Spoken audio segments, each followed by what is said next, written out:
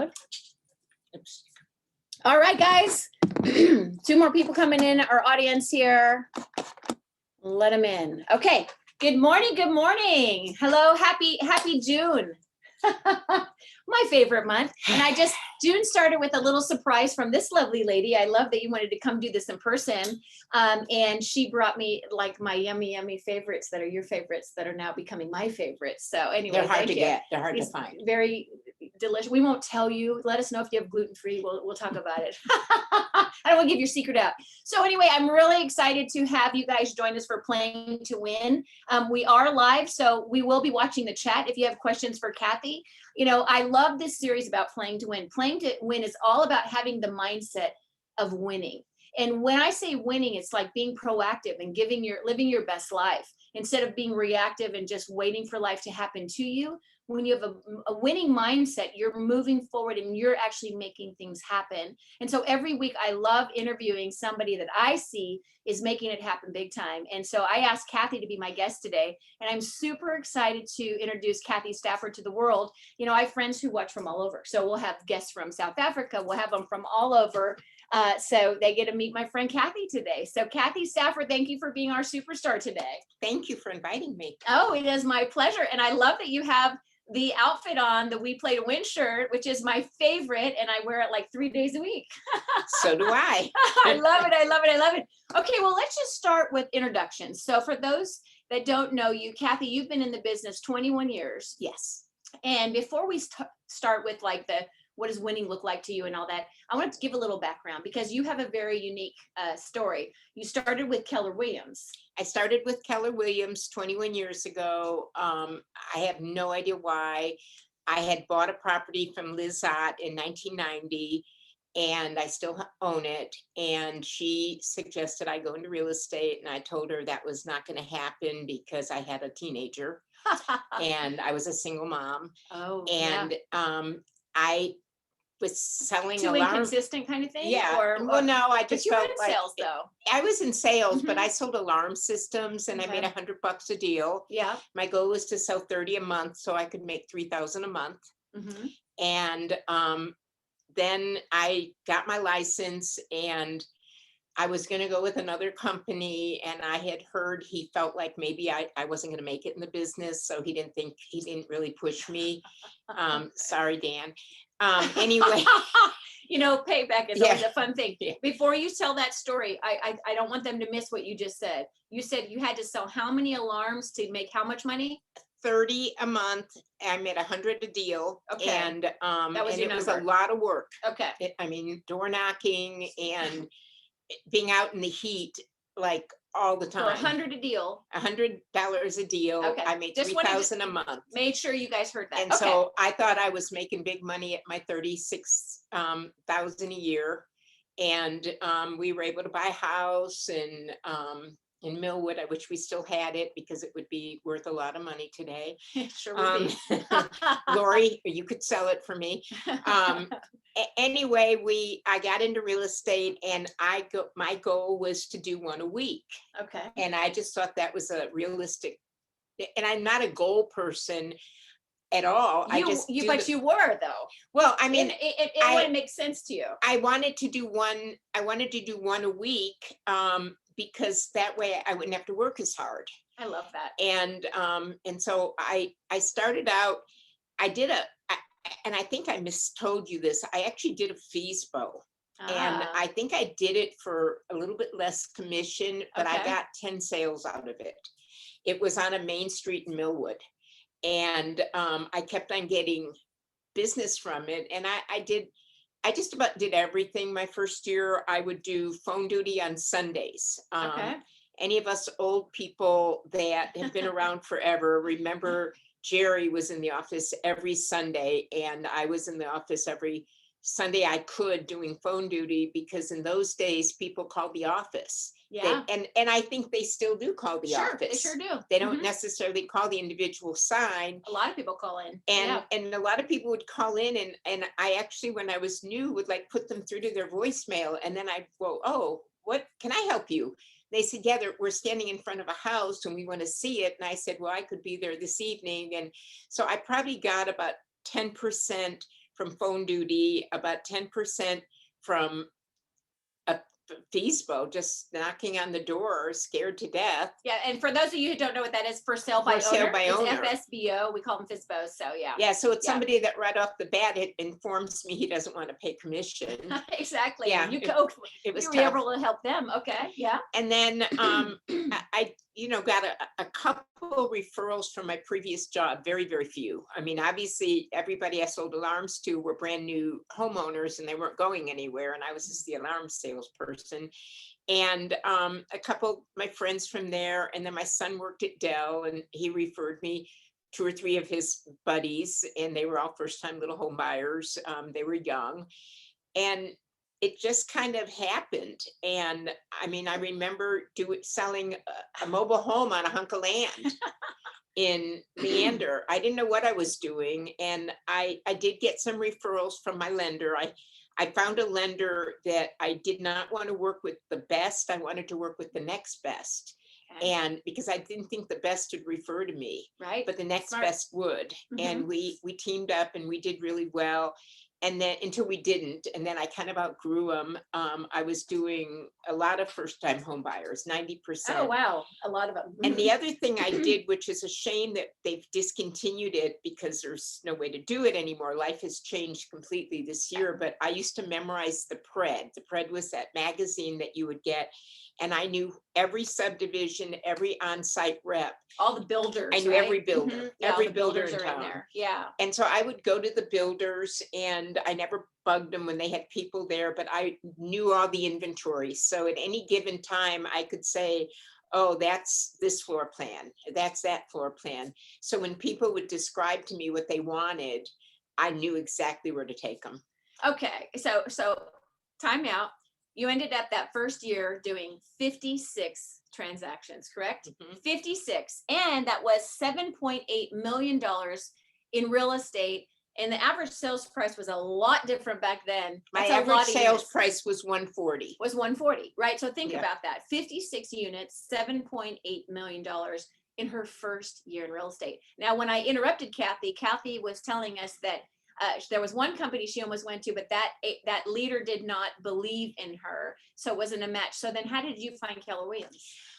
I think I knew that I could do. I knew that I could do phone, answering the phone if somebody called in. If somebody's in front of you Yeah. or are on voice, you're gonna Right. you're gonna be able to. And I'm able them. to convert them. And Yeah. I did good phone. And so I called Realty World, which is I don't think around Yeah, anymore. I don't know if they're around anymore. And I asked them if they had phone duty, and they said, yeah, you probably get one every 6 or 8 months from that. And so I thought, that's not going to work. So I came into Keller Williams and I met with Steve Schluter, who was the team leader. At the and North at the time, right? I At was the here. I Northwest? was Yeah. here, yeah. Yeah. And I remember him never getting up. He was sitting down through the whole thing. And then he got up. He's like 8 And feet I'm tall, like, right? Yeah. Oh my God, I'm intimidated. And then I just kind of started. And my goal was to get one person in the car next to me, just one person in the passenger seat. That's all I cared about. Yeah. And then I kind of thought it was fun. Yeah. And I was like, this is a lot of fun. And I did do a lot of new construction my first year. So Okay. it wasn't as hard.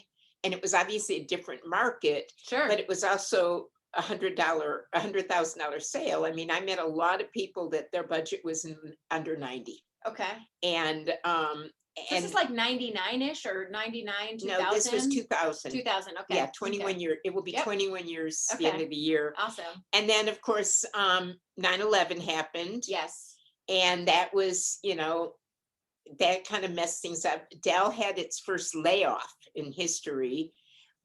We were on vacation on a cruise in Europe, and on the cruise newsletter, it had like 3 things going on in the world that were important. And one of them was Dell Computer had a layoff. Oh, wow. And I'm like, okay, there goes Austin, Texas. It's over. Wow. And it just kind of stemmed from there. And by the second year, I was getting referrals. Okay. And the third year, more referrals. And my son got his license the third year, I believe. And and he was an agent here and did really, really well. And it just kind of happened. I did weird things. I used to have a booth at the Bridal Extravaganza with a partner, and she's not with us anymore, but her and I are very, very dear friends, and she's her own broker now. And we would split everything, and the serious techie kind of couples would go to her, and the fun and goofies would go to me.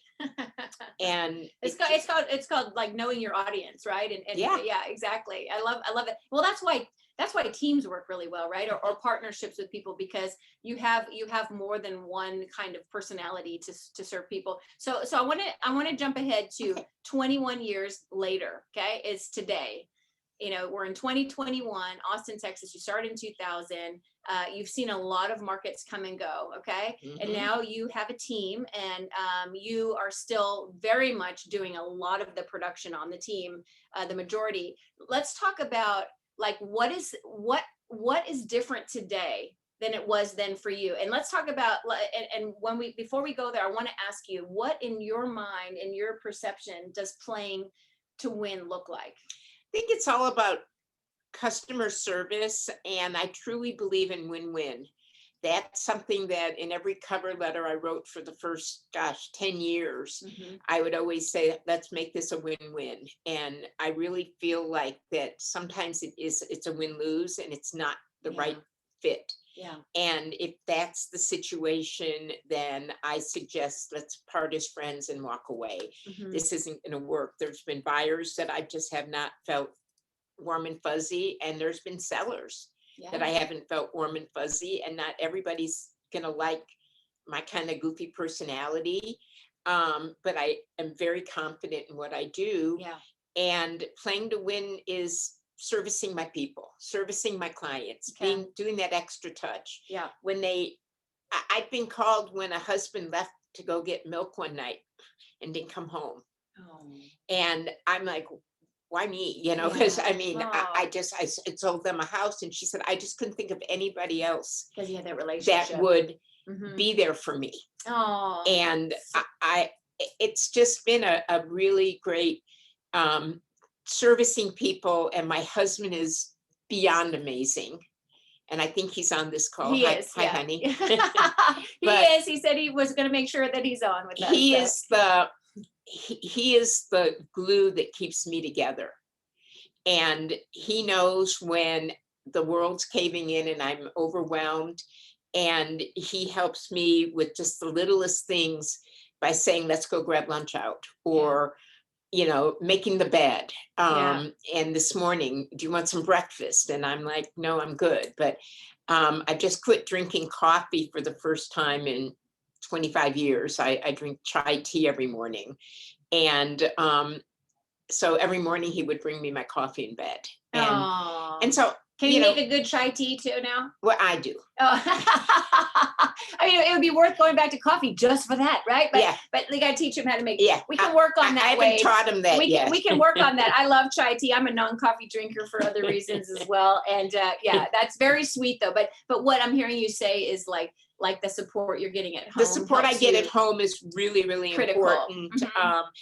Jessica is, my team is amazing. Jessica is like a daughter, a best friend, and an amazing, amazing agent.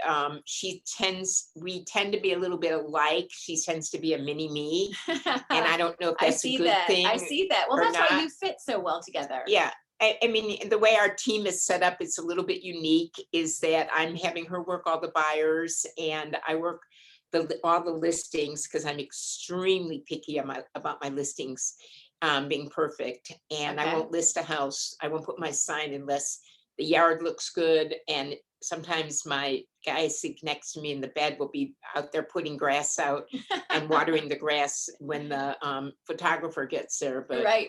I love that. He knows that, windows have to be clean.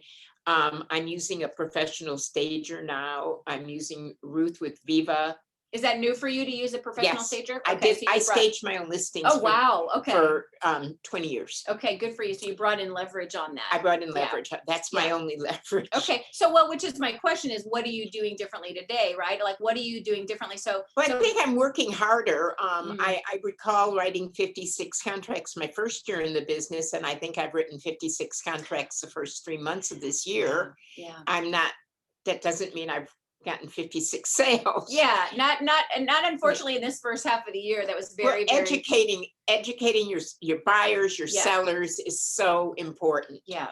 And right now, sellers are a little bit greedy. They, are like, Well, they've heard what's happening, right? So they but then have not it. only have they heard what's happening, but they want you to list a little bit higher and sell even higher. Sure, because they believe and- that's the trend, right? Instead of like seeing, well, wait, hold on, I think we've kind of like capped that, Yeah. right?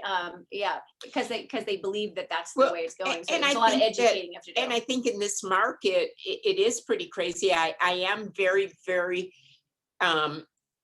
educational with people and let them know where you're going to go. Yeah. Because I've had a couple of people say, I want to buy land in the country and build a house on it someday. Well, where are you going to go? Oh, I'll rent a place. Yeah. Well, that's not as easy. Yeah. And I just got one under contract over the weekend, and he rehomed his dogs. Oh, He wow. had dangerous breed dogs, and I told him, I don't know what to tell you. I Yeah. don't think that with 2 Rottweilers you're going to be able to rent a house. Yeah. And he rehomed them, Yeah. and we remodeled his house, and just Got top dollar for it. got way top dollar for Yeah, it. that's and great. And then really- moved him into a rental kind and of thing. he's in a rental, Yeah, yeah, okay. and he loves it. He loves not having to mow the grass. He loves not having to do those things, and it's been a win-win. That was a win-win situation, whereas I've got other buyers or sellers that it's not a win-win. Yeah. They don't have the money for a down payment, and an FHA and a VA loan in this market is tough. Yeah, it sure is, isn't it? Yeah. I do work a lot of investors. Okay. And my investors, I've had to educate them. We had one close yesterday, started out at 250, 250 to 300, and closed at 365 yesterday after writing 10 offers. Yeah. And realized that this is it. I mean, it is what it is, and you can't change it, because if the builders aren't selling new construction, Right. then you would think that if the builder is selling new construction, that it's going to make it easier for people to buy new construction. And so the investors are buying resale, but then the builders, there's nothing even for the home buyers to buy. Yeah, that one of Yeah. the first the primary residency. Yeah. Right. Yeah. And I'm really blessed that Jessica has the ability, if there is something out there, she will find it. That's awesome. Yeah, she That's will awesome. find it. Well, and And- that's part of the market right now is how do you find that solution for that seller that does want to maximize? And I have some strong relationships with a lot of the builder reps, and That's awesome. but I wrote an offer last week, 21.5 over on a new construction, and they didn't get it. But Isn't it crazy on in new talking with construction? the builder, had they gone with a different house, 21,000 would have more than gotten it. And so you can only ask somebody to put down what they have in their pocket. That's right. And when I do, one thing I will explain, and I think this is something that I just kind of talked myself into while working on my income taxes, is that if they've got 21,000 in the bank, and they say, oh gosh, we don't want to put every penny of our savings as a down payment for a D.R. Horton home. Right. Why not? It's not making you any money in the bank. At least it's making you money in your future. Right. So put Right. it in that home. Right. And you hear a lot of stories about people that have done that and just recently have made so much money on the, and the big question is it a bubble and what's happening and this and that? And it's like, okay, well, with all this demand, now will it keep going crazy, crazy, crazy? I think at some point we're kind of like, okay, well, let's keep it kind of there. But this is a very different market than what we saw in 2007, 8, 9, right? And you didn't see that as much here, but like places We like, didn't see it here. like in Nevada, Florida, California, Arizona, My where production was identical all those in years. 2007, 8, 9, and 10. Nice. Right. And 8 and 6 and 8. You Yeah. know? So I mean, it was pretty leveled. I've always done about 35 to 40 a year every year. Okay.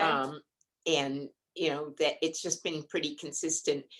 And I didn't think about the team until Yeah, when did actually, you start that team? When did you well, start I the team? started, I left Northwest for a short period of time and moved to Cedar Park office and really thrived there. It was closer to home, smaller, and I thought about doing a team, and I brought a girl in, and I didn't even know her, and it didn't work out. Okay. Yeah. And then I had a guy that I love dearly. If you see this, hi Matt. He works for International now. Oh, nice. He works for Keller Offers. He's great. Oh, cool. And it didn't work out. He was probably too nice. Yeah. But he's a great guy, and that kind of didn't work out. And then I just kind of blew off the idea, primarily because I didn't have the confidence that I had enough ability to support a team. Yeah. And then I met Jessica, and we chatted about that this morning, that we were at Smoky Mo's having lunch. She had a really rough transaction with me that the other side was pretty difficult. And she said, I think I said, you'd be a good realtor. And she said, well, I think I might get my license. And I've heard 100 people say that. Yeah. And she called me out of the blue, and she said, I got my license. We went and had lunch, and I just knew that she was the one. Yeah. It's all about the right person, isn't it? Right. It's about the right person. And I do have some exciting news. Jessica, you're getting a sister. Lily is joining our team, Lily Fanabong. Yeah, and it's exciting. I met her at my open house the other day, and she has the same. You could feel it right away. I could feel it. Yeah, We have a certain energy. Connection and energy. There's an energy that I bring off, that Jessica brings off, and that she brings off. And I think that we'll make a good family. And Lily's on the call too. I know. Yeah, that's exciting. I love it. Okay, okay. So and then when did you come back to North? When was that? When was that? I ran into Paul at Realty Roundup, which I hadn't been to Realty Roundup in 10 years. And Amanda, my previous business partner, called me and said, hey, we need to have a girl day. Let's go to Realty Roundup, because we don't know how to do anything but work. And I ran into Paul, and he just impressed me, his energy. And I live a mile from here, and I'm like, why not? Yeah. And Lisa Cossip has been one of my best friends since 17, 18 years. We've traveled together, and I'm just like, why not? And let's just do it. And so I came back closer to home again, because you'd moved over here. Yeah. Okay. I decided that it was time to come home, and immediately I felt at home. And I love it here. I don't have an office here, because I've had an office at the office probably a dozen times in 21 years, and I've never entered it because I'm too social.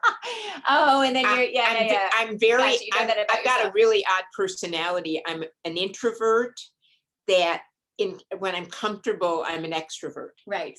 Yeah. And so like around the office. That's funny that you say that, because I've never seen you as an introvert, but now that you say that, around the I could office, see that. Yeah, because you're comfortable here. I'm not a drinker. I'm not a partier. I'm not very social. I'm a grandmother. Yeah. And my son and daughter-in-law, my son's a broker. He has his own brokerage in Central Austin, and I'm always there to help them. And he helps me a lot. So you inspired him to do this. Well, he's very introverted and very quiet. And I'll say, oh, da, da, da, da. And he'll say, take a deep breath, let it go. It's not a big deal. It's not rocket science. And like, I was upset the other day, I put a listing on, and the tax records and all the previous listings called it a 4-bedroom. And I couldn't find the 4th bedroom. It's a 3-bedroom plus Where's that plus a fourth game bedroom? room. And I called him and I said, "Oh my God, am I going to get in trouble? I'm calling it a 4-bedroom." He said, "Mom, you're not going to lose your real estate license over a bedroom." But I went to bed that night really upset that I Yeah. posted it as a 4-bedroom, because it's 3 plus a game room. Yeah, right. But I think that that's how you play to win, is you wake up every morning with the right attitude and thinking, this is not rocket science. Let's think it out logically. Yeah. And this is dealing with people. Yeah. And it's It's a all about people people. business. I go above and beyond for my clients, and I do the best I can. I try to be a superwoman. I do all the contract to close for the team, because once command started, I didn't want to make anybody else learn A new command. system. Yeah. So let me ask you this before we open it up for questions. And if you guys have questions, please start thinking about them. 21 years, and that entire time you've been with Keller Williams, which thank you for that. My whole career, I've been with Keller Williams as well. Why have you stayed with Keller Williams all these years? I just love stories like Well, yours. there's a couple reasons. At one point, well, first of all, Liz Ott was my mother. We were very, very dear friends. We talked on the phone 2-3 times a week. Amazing lady. Yeah. Very amazing. And at one point, gosh, it's been about 15 years ago now. 15 or 16 years ago, my husband was diagnosed with cancer, and KW Cares had just come into play. And it was so amazing that my team leader, Wendy Gorman, and Liz Ott sat with me and held my hand during the surgery. And I mean, they're busy people. And that was, to me, amazing. And then an agent in our office who isn't with us anymore, her and her husband had our lawn mowed. And we'd never had our lawn mowed by anybody except my husband. And some guy comes, knocks on the door and says, "I'm here to mow your lawn." And people were bringing us food. I felt so much closeness and so much love. And then when I moved to Cedar Park, I felt the same way. And I think there was a period of time where I didn't feel it here. It was getting too big. And I kind of felt lost. And so I went there, and then I always missed home. I mean, this was home to me. But I talked to, I get recruit calls or emails probably all daily. the time. Yeah. And I did reach out before I moved back to the Northwest, and I went and talked to Realty Austin. I went and talked to a couple other people. And I've actually gone so far as to say, I'm going to do this. And then I'm like, I got red and black in my blood, and I can't do it. And at the end of the day, if you run a spreadsheet, there is nothing any different at any other company, except they don't have the culture and the love.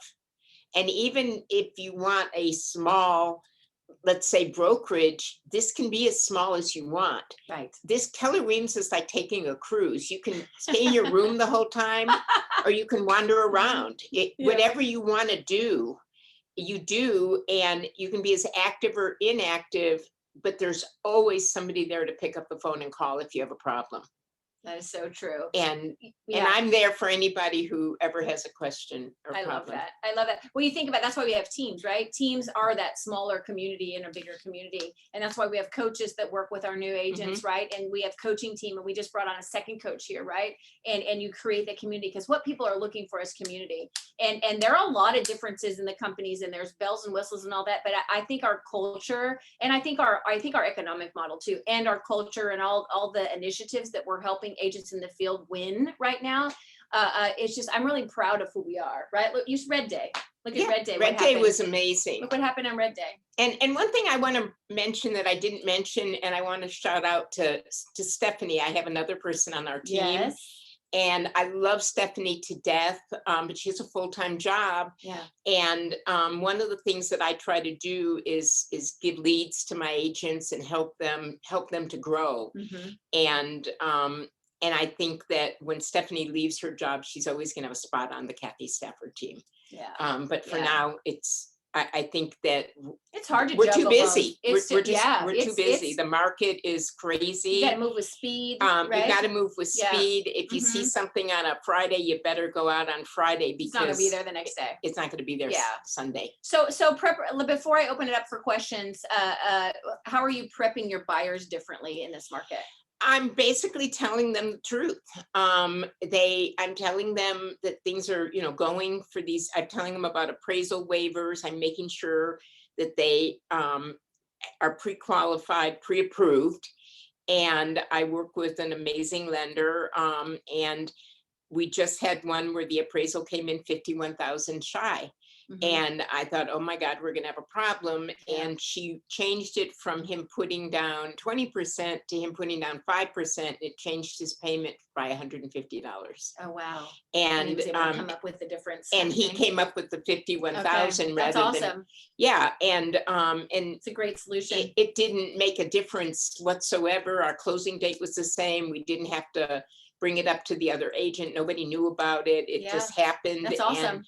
And we have to be prepared for these things, but I'm very, very proactive in educating my buyers that this is the way the market is. And I hate for them to like put an offer in and then lose it and go, wow, I didn't see that one coming. Yeah. And I had one this weekend at D.R. Horton, and I last weekend, and I called my client and I said, I don't feel good about this. Yeah. The sales rep told me that house has more offers than anything. They were asking $319, it went for $400. And I mean, none of us, Melanie didn't, none of us saw this market coming. I mean, it just came. Yep. And so because of that, we're all kind of learning, and we all have to be a team. Yeah. Because it changes week by week. That's why I love this series. It changes day by day. It changes day by day. Exactly. I send out, I literally send out new comps of solds. I check the solds before I check the new. I never check solds. Yeah. But and then added that now. I've added that where I send the solds, and I have a lady under contract right now. She went 151.5 over. That's my lucky number is 1,500 over. Okay. And everything. Never do an even number. And she wanted to be close to her daughter, who's my next door neighbor. She wanted a gas fireplace. She wanted gas cooking. She wanted this, she wanted that, she wanted this. And I told her, I said, we might not get all of that.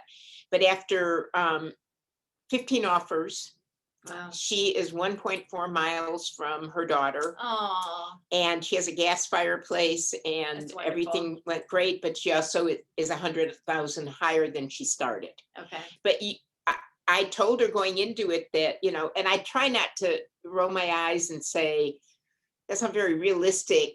We say, let's see. But I'm going to tell you these are the numbers. They don't lie. Right. Yeah. And I think all you can do is be informative and upbeat with your people, and just, give it but like you said, good customer service is part of that is educating them, right? Right. And I let them know that after the closing, I'm still here. Yeah, exactly. You're very relational. I'm very relationship oriented. Yeah, you're in relationship with your people. Okay, I don't want to ask all the questions because I want to let them ask a question. To our studio audience, what question do you have for Miss Kathy today? And then just unmute yourself or put it in the chat. So I want to allow time for that. And this is where you guys can ask whatever you want. It doesn't have to be about what we talked about, but it can be anything at all. Don't be shy. No filter. Everybody's like, oh man, we're learning so much. We're just not going to ask. This is where okay, so come on. Okay, Coco. Thank you, Coco. So, Kathy, you specialize in new construction, right? I specialize in first-time home buyers. Okay. And that's the toughest. So now that we don't have a PRED or anything like that, how are you looking for new construction? Well, I heard that you have a girl that you pay to do that. I buy Yeah. her lunch and get all the info from her. No, because even though are doing that, we at the same time, all the time, we are trying to figure out, better It's- ways. I mean, I get the weekly list from D.R. Horton, from Lennar, who, by the way, is not discontinuing paying us commission. That was a great rumor, but it's not true. And I pretty much, my buyers are not. I don't have $500,000 buyers, and so my buyers are between 3 and 4, and so there's not a lot of builders out there that are even in that price point. So I'm not going to say that I'm doing 10 new constructions a week. Okay, all or- right. So no, we are doing that, but we are always trying to find other ways. Yeah, I don't think there are any other ways. Making a lot of phone calls, maintaining relationships. I'm a rule follower, and I feel like a lot of the builders might be sneaking a investor in under the table, and I get a little bit agitated, but there's nothing we can do. No, there's nothing we can do. And I'm not going to I've had numerous investors say, well, why don't I just tell them it's going to be my primary?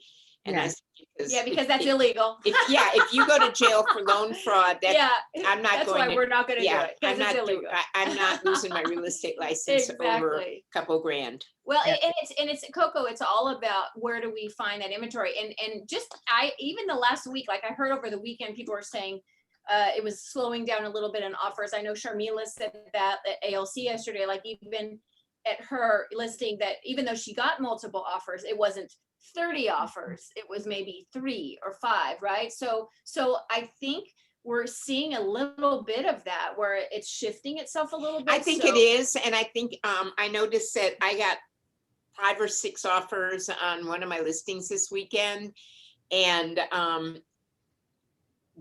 only 2 of them were conventional. Oh wow! One was FHA and 2 were VA. Mm-hmm. So that's another thing. I'm seeing a lot of VAs. And I'm trying to, my FHA people, I am trying to make them conventional. Mm-hmm. Because it's very difficult. You have to. And I mean, that's what I'm doing too. And the one advantage you can tell them is that with an FHA loan, you'll have to refinance it, and rates are probably never going to be this low in order to get rid of that PMI. Right. Yeah. But with a conventional loan, you'll have 10% equity or 20% equity in that house in 2 months. No, unfortunately, in at least a year and a half. Yeah, no, and so that's one of the things, and the ratios have to be there, and it's scary. I mean, I'm not gonna say that it is. Change is hard for me. Obviously, I've been with the same company, the same husband, the same child, the same grandchildren. I don't do change very well. And then all of a sudden, it's a whole different The world market. changes on you. The world changed. Yeah, overnight. And I did not do well during COVID. I couldn't be with people. Well, not only that, I thought that I'd never sell another house. Well, we thought, we thought it was over. Gonna be shut down. We thought, we thought it was over, and so nobody knew that. The dumbest thing that my husband and I did was go out and buy 2 houses during COVID, because I thought at least I'd have a little commission coming in. Luckily, I'm sitting on a gold. So actually, the smartest thing Yeah. you did, Yeah, the it was. smartest thing you did during COVID is pick up 2 more properties that are what'd you buy them at, and what are they worth today? They were both 235, and both of them are worth 400 today. Okay, so the best thing Kathy did, exactly. So and lesson there, and Gary Keller always says that, right? When times are tough, that's when there's always opportunity, right? And so yeah, I bet a lot of you listening today are like, man, I should have bought another investment property. It's like I told you guys last week with my mom's condo in Tahoe, right? We bought it right when it was crashing, when everything was shutting down a year ago. And you're going there this week. And I'm getting on a plane in 2 days to go up there and see her in her condo, although we stayed somewhere else. But that 2 doors down, 500,000, and that's in That's in just a year, guys. That's in a 1 year from 285 to 500. And I know, and I'm not saying that's good or bad. I'm just saying it is what it is, right? And so remember that there's always opportunity no matter where you're looking at. So when you're playing to win, you're always looking to help people find that. And they're going to make that decision. Like, I love this solution that Kathy was saying about the guy that wanted to buy, but the appraisal came in ahead. And so the lender worked with them. So it was less on the down payment. They made it work. That to me is playing to win. You're finding ways to help people make it work. And I stay very active in the whole process. I think that two people that are on this call could say I'm somewhat of a control freak. My husband and I'm not Jessica. one of them. But no, I have a tendency to want to know what's going on. Has the appraisal come in? Has the appraisal been ordered? And, you know, I've worked in situations, actually, the house that I sold of Jessica's before she bought the one she's in now, the agent was the lender and never ordered the appraisal. Oh boy. And here we are. I kept on saying, don't pack anything till the appraisal's done. And 3 days before closing, there's still no appraisal. Oh my goodness. And so, you know, it was a real stressful time, but she even admitted that she didn't realize how stressful it was. I handled that. That was my job, her job was to pack, and my job was to keep the stress away. Keep the stress away. Yeah. Drive that bus. Yeah. That's really cool. And that's what we do. We, as leaders, we drive the bus. That's as right. Producers, as realtors. That's right. what we have to do, because we want our clients to have a smooth, easy, happy, memorable experience. Exactly. Absolutely. I see that Sharmila is unmuted. Sharmila, did you want to say something?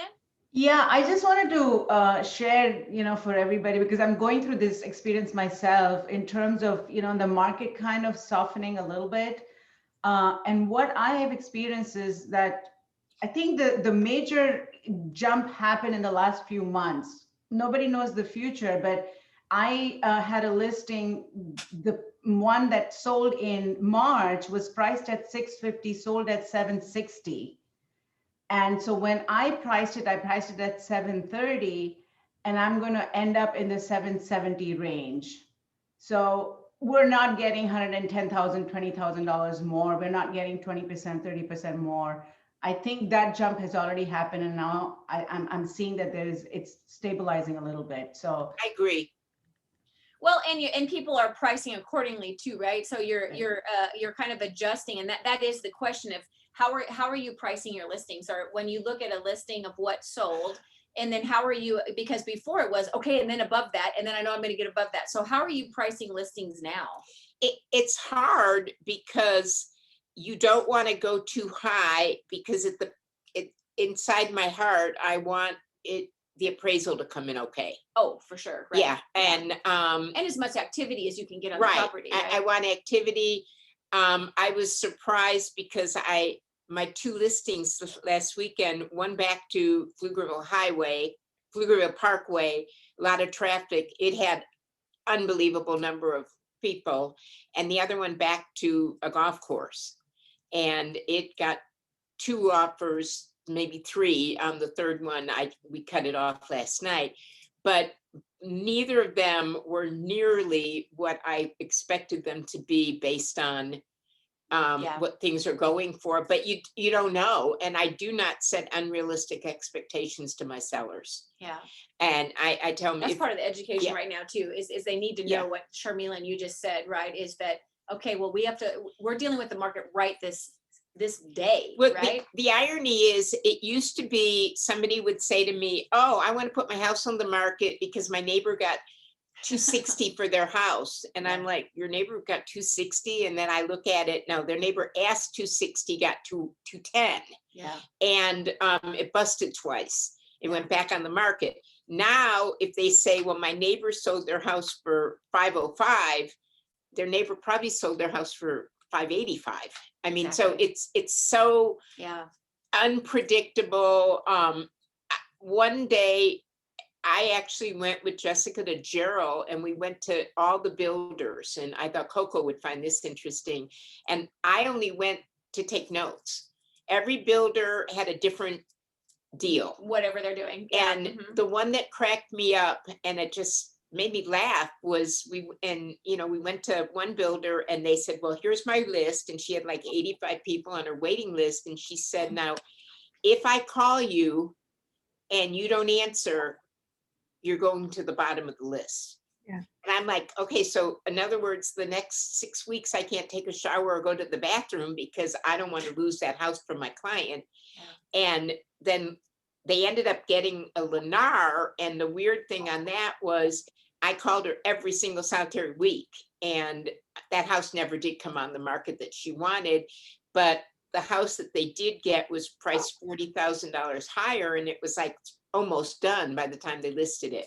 So everybody's doing something, every builder's doing it different. Yeah. Everyone wanted us to apply with their lender, and I wouldn't let her do that until we made a decision on which builder we wanted. So I didn't want 15 dings on her credit. Yeah. Yeah. Yeah. All right, we have time for one more question. One more question or comment or whatever you want to say. One more person. We love the interaction with you guys. It makes it so much fun. So please ask anybody something to Kathy, who's our on the hot seat today, who, was like, I'm coming in person. We're going to do this in person, which I think are so fun. So if somebody would ask one more question, I would be Well, if I very had grateful. Shamila's background in my office, I'd be doing it from home.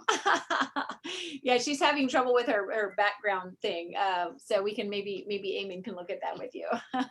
Well, hopefully the Zoom days are coming. Yeah, right. Over. That's true. Although I think Zoom will always be part of our world, because think about buyers relocating. I mean, this has just shown us there is another way in addition to in person, right? So I love the in person too, but for people that are at work and can't meet with you, great. Let's hop on a Zoom at 3:00. Sharmila, Coco or Sharmila, did you have something else? No. I just wanted to tell Kathy, I can help you figure out how to get this. My daughter helped me and I can help you. Yeah. How old is your daughter? She is 20. Yeah. My grandchildren could probably help me too. We're all in this together. We're all in this together. Okay, if there's no more questions, I'm going to wrap up with this question is, how do you know that you are winning? I know we talked about playing to win, but how does Kathy know I'm winning? I know I'm winning when my clients write great reviews. Everybody's happy. We've had a win-win transaction. And it's just, you have that good feeling. And I've never felt like a loser since I've been in this business. Because I love the saying that Melanie had, we play to win, not we play not to, yeah, instead of playing not to lose, play to win. Yeah, exactly. Diana and Gary, all them, they've said that for years. Right. And like, I think I still take coaching. I do coaching, never ending referrals every Monday at 12:30. Nice. I don't listen every time. I will never miss Mega Camp again. I loved it last year. I love Family Reunion. I've been to Family Reunion a dozen times, and I don't even think I like it as much for the learning as the social connection with other agents within the office. Yeah. I think that there's a really cool feeling of getting to know other agents. And I feel like if every class, every week, every team meeting, if you can pick up one aha moment, you've done really well. Yeah. Well, you have been playing to win, my dear, for 21 years. I'm ready to retire. Well, we got to train those girls up, and you're doing a great job. You're building that empire so you can leverage yourself, so you're doing less production. I mean, that is the goal, to create the legacy for the next generation, and you're doing a great job leading those ladies. And 56 transactions your first year, 7.8 at 140 or whatever you said your average sales price. 140,000. That's amazing. And that was just like you came out of the gate like a racehorse. And then all the years as you've evolved and grown into the person you are today, you obviously lead with heart. But you also had your best year last year. My heart. Didn't you? No, my best year was 2019. Oh, 2019. Okay, the year before. I did 11 million. And to be honest, when I was number 2 in the office, I was like, okay, I'm done. Yeah. I I mean, arrived. I've done it. that Yeah. was, you literally could have blown me over with Yeah. I mean, I thought I was hoping to be in the top 10, but I didn't know if I was going to make the top 10. And then I thought, well, at least in the top 20 would be nice. And I went and didn't make the top 20. And I'm like, this is kind of, Yeah. I guess I didn't need to put lipstick on for nothing. And when they said number 2, I think I was just kind of blown away. Yeah. I literally was blown away. And I remember telling Chris, your mom would be so proud of me. Yeah. And she was not there that night. And he said, she's been proud of you from day one. That made me feel really good. Oh. Did you see that we have a Liz Ott conference room here? Mhm. We named one after her because of the legacy she left. So Well, she sold me my duplex in 1990. And I thought it was earlier, but I think it was 1990. And for 70,000, and it's now worth probably 650. Yeah. yeah, And I'm building very, wealth through real estate. and I was very, very poor when I bought it, and I could barely make the payment. And I met her in a bathing suit. We were both swimming at the apartment complex where I used to live. And she overheard me saying, yeah, they're raising my rent to 5.25. I'm probably gonna have to move. And she said, oh, I can help you. And wow, and then it the started, rest is and the rest history, is yeah. history. I love that so much. Well, who you align yourself with matters. The relationships that you build matters. Building legacy for the next generation matters, and just your attitude, right? Playing to win is so important, you guys. It will impact everything in your life. So play to win with us. Thank you for being with us today. Thank you, Kathy, for doing this. See, it wasn't that bad, right? I did mention that if anything happened to me, if I had a heart attack or anything, that my kids and There was no my reason. husband need to come get a paycheck from yesterday. Yes, there was no reason to be nervous. You were very wonderful, and you shared yourself. Thank you for sharing part of your story. Thank you, Wade, for being on the call. Thank you, Wade, for taking good care of your wife. We sure love her. Appreciate you guys. All right, thank you everybody for being here. We'll see you next week. Is no Playing to Win, because I'm in Tahoe on vacation, but in 2 weeks we will have JJ Tolentino. Ooh, is that 4th of July week? It's the week, but it's the June 30th, I believe. Oh. Yeah. So we will see you in 2 weeks, guys. Have a great day. Happy June. And thank you, Kathy. Thank you. Play to Thank win, you, guys. Thank you.